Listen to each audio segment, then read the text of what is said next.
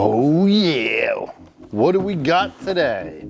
Ugreen Powerhouse. It is the PowerRoam 1200 watt. We're gonna open this up. We're going to test it out a little bit. We're gonna have some fun with it. We're gonna talk about it. I'm gonna give you guys a lot of details on it. I'm gonna give you a discount code, a lot of information, what it can do. It is a little dusty because it's been in my shop for the last couple days, and now I finally get to open it, and I finally get to share it with you guys.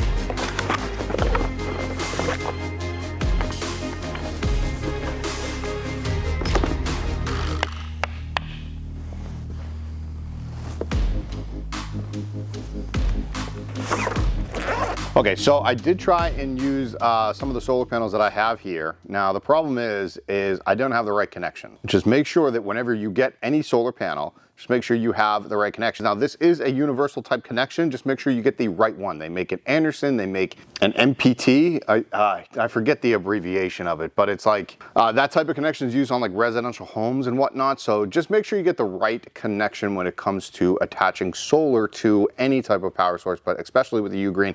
Now it does come with a cable, and not only does the cable have, you know, it has a port to go into the station itself, and then it has a two ports right here. So you can hook up, from what it says in the owner's manual, you can hook up 400 watts of solar to this Ugreen power station. The other ways to power your powerhouse are cigarette lighter port, which is pretty standard. What's great about this is you can be driving, you can be car camping, you can be even van lifing, and you can plug that right into the cigarette lighter port of your vehicle and it will charge it up. And then you have your always powerful wall charger. This is a standard 110, 120 volt wall charger, and this unit will charge from 0 to 80% in 50 minutes. That is very quick, that is very fast, it is very possible, and I've tested it out. It does charge very, very fast. Now, as you might see, I have some camping, a camping product right here, and I have a couple of what I like to use, which are tools. I have a heat gun and a belt sander, and we're actually gonna also test the table saw as well as the chop saw on it as well to see if this can handle that. Everybody loves their pour over coffees when camping, so we're gonna test a little bit of that as well. Before we get into that, what is inside of this is a Life PO4 batteries. It's a lithium iron phosphate battery that is good for 3,000 plus cycles, which means you're gonna get about 8 to 10 years out of just this little compact unit. I can't lift it one arm, but I have a bum wing right here, and my shoulder is hurting a little bit because of rotator cuff issues. But other than that, you can easily pick this right up. Now I'm gonna peel off this front sticker because that's probably annoying some of you. It's annoying me, I can tell you that. Everything is standard, easy, push button like you would see on a lot of these power stations, but this one is very simple, very clean. I'm gonna turn the light on for a second here. There we go. That's super bright. And SOS.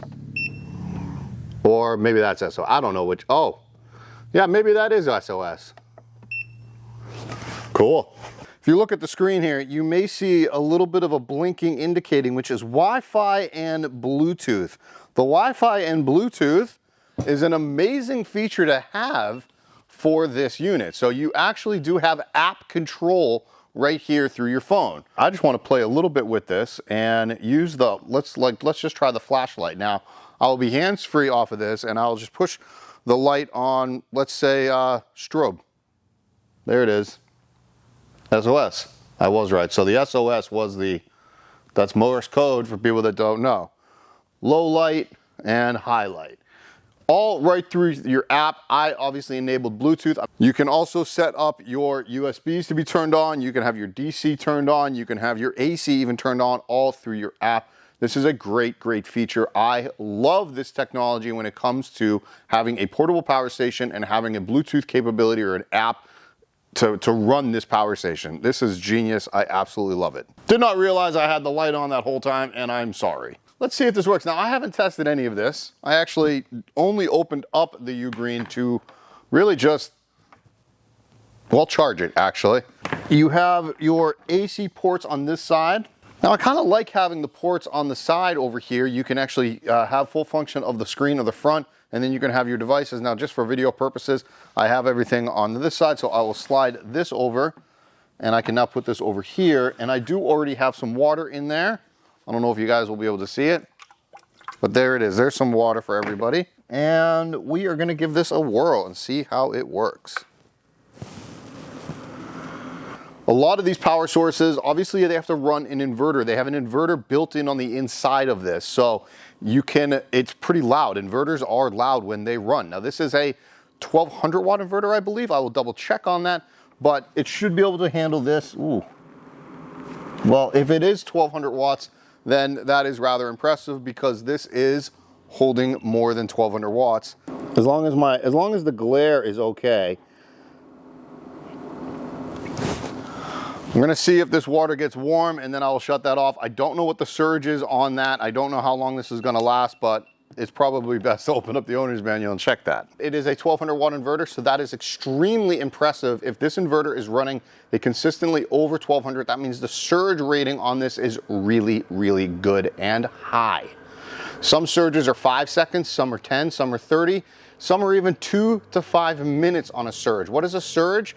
So when you start something up, usually a product skyrocket in watts, like a microwave or really just any product. Like let's say you have an 800 watt microwave. When you hit that start button, that surge will jump it up to about 2000 watts. Some surges don't handle that. So obviously this product can handle it because this is now boiling. I can show you guys right here. There is steam coming off of that. Maybe you can see, maybe you can't see. Hopefully my mic is picking up. Now I started right around 82% on the battery. I've already dipped down to 76%. This product is a little over 1000 watt hours. So you do have to be wary of that if you are going to be making coffee for like 30 people if you were to do a bunch of pour over. And like I said earlier, you can recharge this in 3 different ways. You can recharge it via sun, solar power, your AC port or a wall charger, or through a cigarette lighter port or a car charger. Now that I think is nice and warm. I can actually feel the heat coming off of that. So we're going to close that up. We are going to turn that off and then voila, we have ourselves a nice little pour over coffee.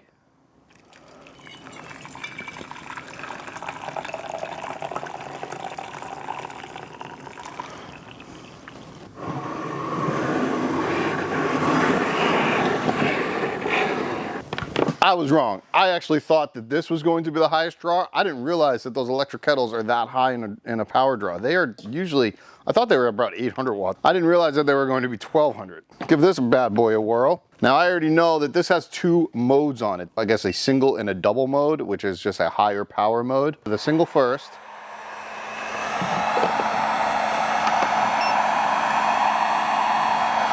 And as you can see, we are consistently running around 700 watts. Now we're going to cut off the single mode and we're gonna go the double mode and you're gonna hear the difference in there. Let's see if I can actually kick this thing off.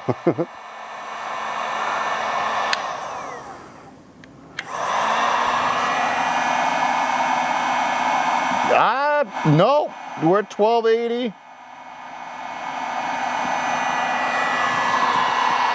Wow. All right. I'm impressed. I am thoroughly impressed. Do I even need to test the other ones? But heck, we're gonna do it. That was too cool for school right there.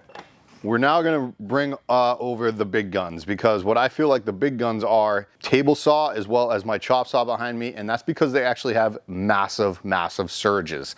They jump up, like I was saying, that 800 watts maybe consistently, but that original jump to power it on takes a lot of power. So let's find out if that can work. So I'm just gonna unplug it from the wall here. As you guys can see, this is the power cord for my table saw. Now, this is a temporary shop, everybody. This is not my table saw of choice. This is not the table saw that I would use in an actual shop. I am building my shop, or I'm gonna start building my shop, I should say. later on this year, and I can't wait for that. So the tiny house is behind me. As you might be able to see, I'm gonna finish that up in a couple months, and then I'm gonna move it to the land that I have purchased up in the great state of Maine. Once I get the tiny house to the property in Maine, I will then start constructing and building my own shop space. In that shop space, I plan on doing various amounts of different projects. Mostly just fun for me, whether it's making epoxy tables or just taking like old vehicles and kind of restoring them into like camper vans, maybe doing another tiny house. I don't know, and that's the beauty of owning my own shop. So I'll be looking forward to that, and having a power source like this in that shop space will actually be pretty beneficial to me. Hopefully, we're gonna find out in a second if this can run my table saw. I've been trying to kill this battery, and we're gonna see if I can do so with the table saw now.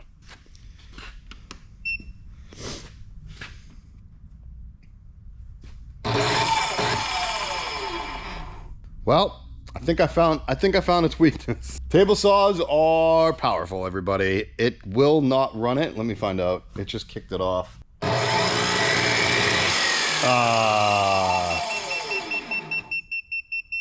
I was trying to do it and I did it. Great thing about this is you want to actually make it fail, because I need to see what it goes into, and it goes into the overload mode. Now, I didn't see it because the camera wasn't on there, but there was a little thing that said overload. If it didn't have that safety feature, that would be a big, big problem.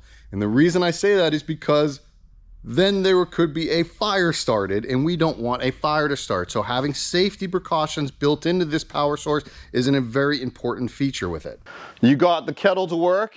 You got I was truly impressed by the heat gun working on full blast, because there hasn't been a power source that I have used of this size to be able to run that heat gun on level 2. So I was really impressed with that. What I was trying to do was to try to pull the overload, which I was able to do, thankfully, and I knew that those weren't going to work. You need a big, big station for this. This is meant to be portable. This is meant to be car camping. This is meant to be a emergency backup in a home. This is meant to do those certain things. If you want to go with a big one, you need one of those big, massive, not so portable, and they're on wheels. Now, Ugreen might be coming out with some of those, but for what you're getting, bang for your buck, this thing is awesome. I can't wait to take it out camping.